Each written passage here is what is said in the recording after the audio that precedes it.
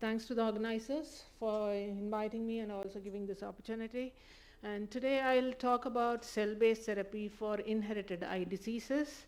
So we know that cell-based therapies have been explored for ocular surface reconstruction for a while using adult stem cells like limbal stem cell transplantations.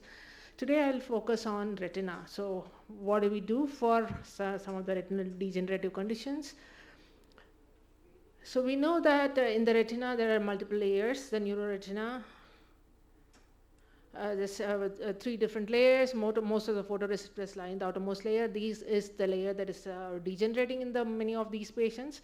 Another layer that degenerates is the RP cells, which supports the photoreceptors. So in cell-based therapy or for gene therapy, the cell type that is being targeted are either RP cells or the photoreceptors.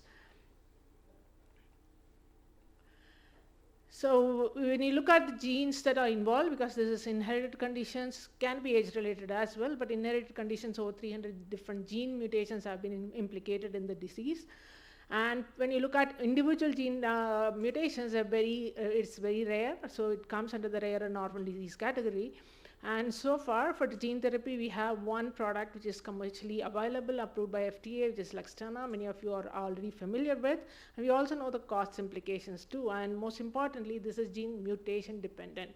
So in case of other diseases, we really have to develop individual vectors for each of these genes. That's a workload that is ahead of us. And alternatively, we can also think about developing a gene agnostic approach wherein you can transplant the cells that are degenerating, whether it's RP cells or the photoreceptors can be transplanted. So many allogenic iPSC or ESC derived cells have been currently been explored in several trials, and outcomes have also been reported by several of the groups in UK, US and Japan. And so far what we know is these cells, CS or iPSC derived cells, at least in terms of safety, we are more convinced.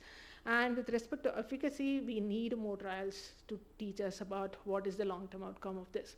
So in addition to that, we have gene editing coming up. So one approved trial, first trial for AIOS2025, which is LCA10, is also been reported. But more has been explored. This is for in vivo, directly delivering the gene editing construct into the eye and looking at the outcomes of these patients. But alternatively, you can also combine cell therapy with gene editing by using patient-specific stem cells and editing them in the dish outside the body and making normal cells as a cell-based therapy. So today I'll give a couple of examples of our effort in this direction. So ESCs have been extensively explored. So in the recent past, iPSCs have gained a lot of importance, and it's been very practical to generate patient-specific iPSCs by taking skin biopsies or blood samples from the patients and reprogramming them to become pluripotent stem cells. And once you reach this stage, this can be differentiated into any cell types of the body. In this case, we are interested to develop retinal cells. Either RP cells, which are enriched populations, can be derived from the differentiated populations, or you can generate the entire neuroretina as retinal organoids. So either of these can be transplanted into the patients for therapeutic applications, and many trials are currently ongoing. So how good are these cells? Are we fully mature enough and functional to consider for clinical applications? So here is a cross-section of the normal retina stained with rhodopsin, which is the photoreceptor specific marker. So when you look at the organoids that are generated, you get about, in about 3 to 4 months time in culture, you get a good organoids which are about 3 to 4 mm in diameter. And when you make a linear sheet, you can easily make about 7 to 10 mm long retinal whole thickness retinal graft. And if you mature it to about 4 months, you get nice photoreceptors, which are rhodopsin stained, right? Just like the organization in the native retina, the outermost layer is lined with photoreceptors which are fully mature. So not just rods, but also cones. Cones are very important for macular because your fovea is enriched with cones for all bright light vision. You can get beautiful cone-enriched organoids as well. And these organoids there are trials where they're exploring directly transplanting such organoids into the patients, or use them to purify and enrich only the photoreceptor cells and use them for transplantations. And coming to the, so that's what I was meant. There's a circular graft. When you linearize, you get a graft about 6 to 8 mm graft from each organoids, which can be transplanted into the patients. From a single dish, you can, from starting from 1 million, you can easily get about 30 to 50 organoids in one culture. So that's the kind of scale up that's possible. It's not really scale up, even for a small scale preparation that's feasible at this point. We have the technology right now. For RP, again, you can make enriched populations of highly pigmented, fully mature RP cells which are functional. You can prepare them as a sheet on a graft, like a collagen graft or PLGA scaffold, make a sheet, or you can prepare them as suspension and can be injected subretinally. So that's totally feasible now. So that's what I meant. So you can make sheets or suspension, or you can have the retinal organoids for photoreceptor transplantation can be injected subretinally. So that's what the trials, there are many trials that are ongoing. So first in the first in human trial in India started just last year. Then in collaboration with a company called AIOS2025 Private Limited, the trial has just finished recruiting the first phase of 9 patients with 3 different doses. It is a multicentric trial. One of the centers is our own centers, which is Helvi Prasad Eye Institute, Hyderabad. The other centers at Delhi and Maharashtra. So the patients have been, recruitment has been already completed and they are being followed up. So what is known from the experience, clinical experience, is at least over the 6 to 8 months follow-up of the first few patients, we know that it's well tolerated.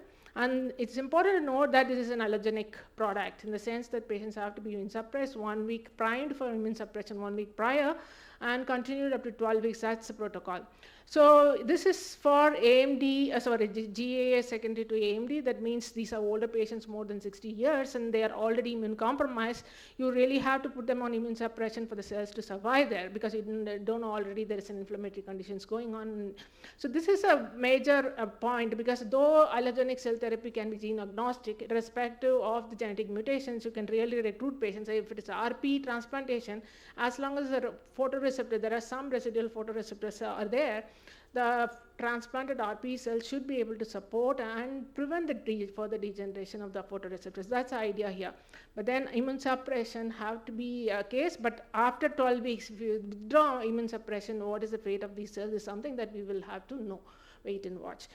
So now thinking about this, so can we develop an autologous approach? That's another thing. So if we, now that IPCs can be derived from many patients, can we make autologous in the sense, edit the mutations, provided we know what is the gene involved and the mutations can be corrected.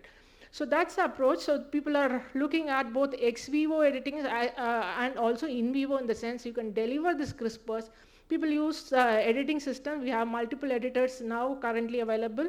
The advanced editors are really very good in the sense that they don't even cut the genome. So without cutting the genome, you can make modifications, specifically point mutations can be corrected.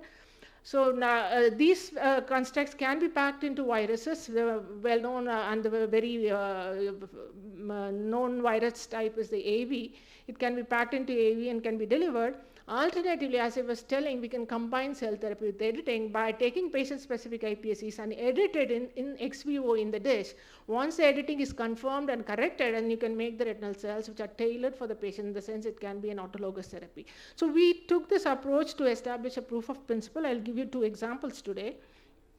So we use an advanced high-efficient editor, which is a F1 Cas9, not the traditional Cas9, which is well studied from Streptococcus pyogenes. This editor is highly efficient in terms of off-target recognition, and it doesn't cut elsewhere, even if there is a single point mutation base difference between the target site and the off-target site. So using this editor, we collaborated with the group at other collaborators who have made an AB version of this Cas protein, which converts adenine base by deaminating it. So once the adenine is deaminated, it becomes inosine. When the polymerase reads, during the repair process, you get a guanosine. So you can do an A to G conversion. So we tested this in 2 patient models, which is LCA2 in a gene called RP65 and LCA12 in RD3. So this is the So this is a fundus image of the patient, and it has a mutations in mutation in exon 9. So the stop codon, we are trying to convert this A back to the tryptophan residue. So you can see that in the patient-specific edit, so we could identify 2 clones where both the alleles, because it's a recessive mutation, both the alleles got the mutation, and you can completely correct this to get 100% edit. And if you differentiate this line into RP cells, the patient line doesn't express the protein RP65. After correction, you can completely restore the expression. Now this cell is edited, patient's own cells, corrected for the normal protein expression, can be transplanted to the patient as an autologous approach without the need for any immune suppression.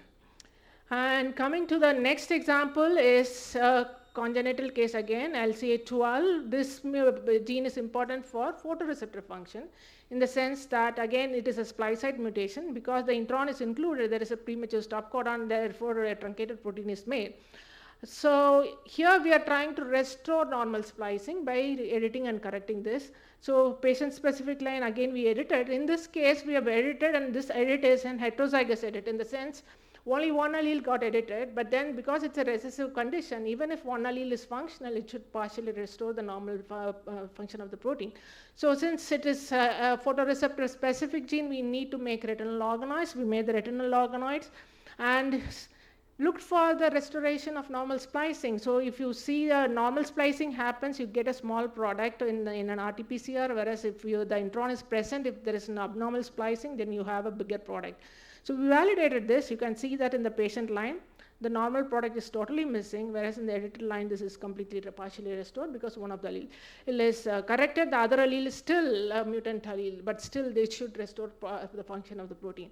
So now we know that the ex vivo editing can be an option for patients where the cells are already gone. In vivo, we cannot do anything. So we can take the cells out, make an iPSCs, and you can edit and correct. But so you can use allogenic as a gene agnostic approach, autologous for patients who cannot tolerate immune suppression. So both options are now possible. For in case of patients where the cells are still preserved and you can go for gene therapy vectors are available, then you have in vivo gene editing using either gene therapy or gene editing. So these are possibilities that are available in front of us. So many trials are still going on, and hopefully we'll learn more about the feasibility and the cost effectiveness and affordability of these therapies in the days to come. And this is a team that has worked with us, basic research team and the entire clinical research groups and the funding agencies for the support. With that, I'll stop and I'll be happy to take any questions.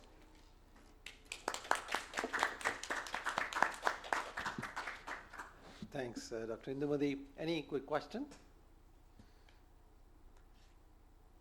Can you just, is there any intermediate efficacy you got out of eyesight study? Out of which? Eyesight, the trial. Eyesight, yeah. So no, not yet. They haven't reported it.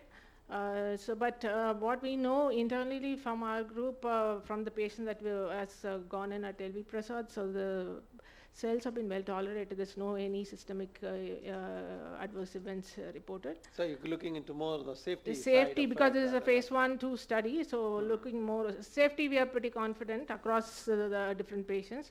Efficacy need to be looked at. So, but we are looking forward for the combined outcome of the whole case series. Yeah. Very good. I think we are also eagerly looking forward for the outcome of the study. Yes. There's no question. Shall we move on to the next one? Thank you very much, Dr.